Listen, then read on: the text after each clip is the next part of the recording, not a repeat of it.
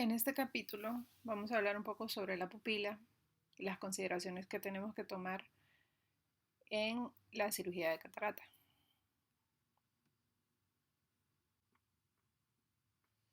Tenemos que saber que es de vital importancia inspeccionar pues obviamente el segmento anterior y evaluar también la posición, la forma de la pupila y los reflejos pupilares en cada uno de los ojos antes de someter al paciente a la cirugía de catarata.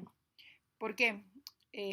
Pues hay ojos que han tenido previamente, por ejemplo, ataques agudos de glaucoma. En estos ojos pues podemos encontrar una pupila que esté hiporreactiva o que se encuentre atónica completamente.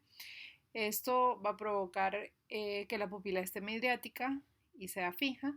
Y en estos casos pues a veces va a ser necesario planificar una iridoplastía intraoperatoria con el fin de reducir la fotofobia posoperatoria. También es importante considerar que el tejido iridiano atónico o el tejido iridiano distrófico puede dificultar la cirugía, ya que durante las maniobras de facoemulsificación e irrigación el tejido puede hincharse y pues esto va a ocasionar daño en el iris y puede ocasionar también sangrado. Y eh,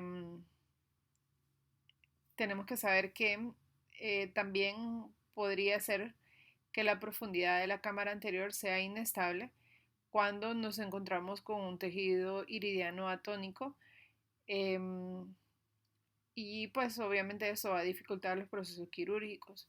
Es importante también evaluar el tamaño de la pupila, la reactividad de la luz y la presencia o no de adherencias o sinequias en el margen de la pupila.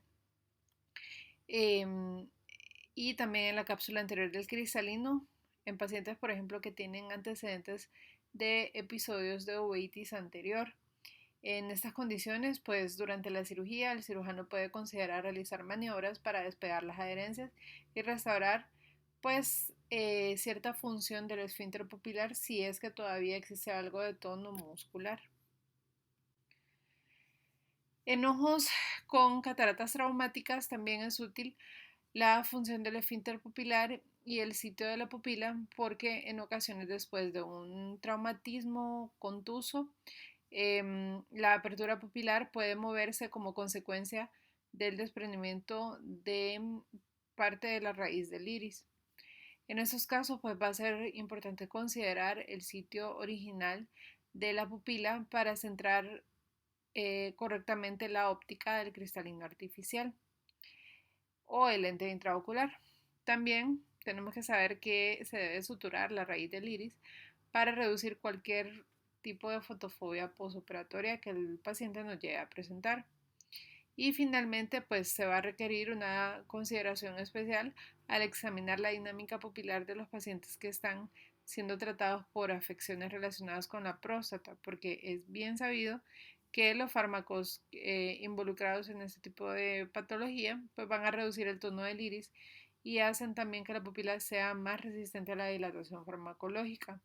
Por lo tanto, nos va a ser útil recordar usar atropina para dilatar la pupila antes de la cirugía y también podemos hacer uso de la adrenalina agregándola a la solución salina balanceada durante la facoemulsificación.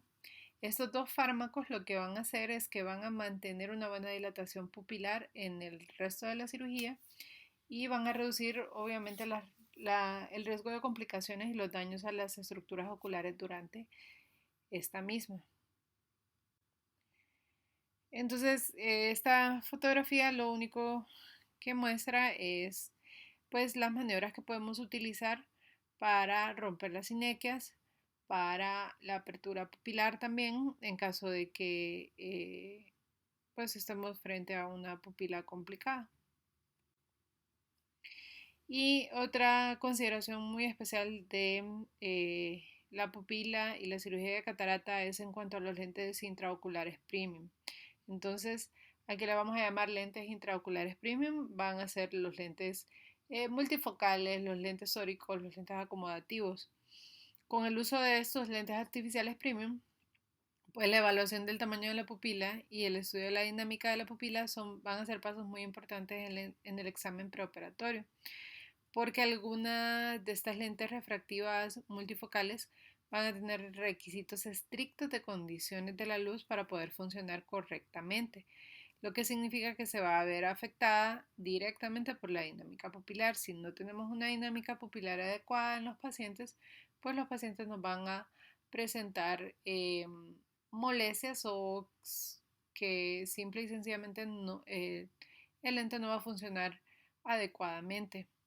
La construcción geométrica particular de la superficie anterior de estas lentes artificiales refractivas multifocales van a tener anillos concéntricos con diferentes curvaturas, utilizando el principio físico de la refracción para crear puntos focales para la visión de lejos, la visión intermedia y también para la visión cercana.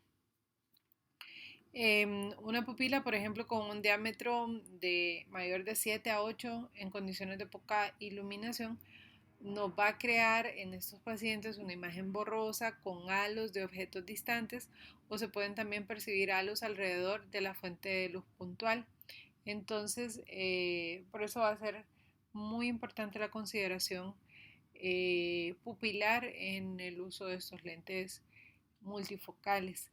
El conocimiento de la dinámica pupilar pues, va a ser importante a la hora de ofrecer a un paciente el lente multifocal, y en estos casos pues podría ser más adecuado implantar una lente artificial multifocal difractiva.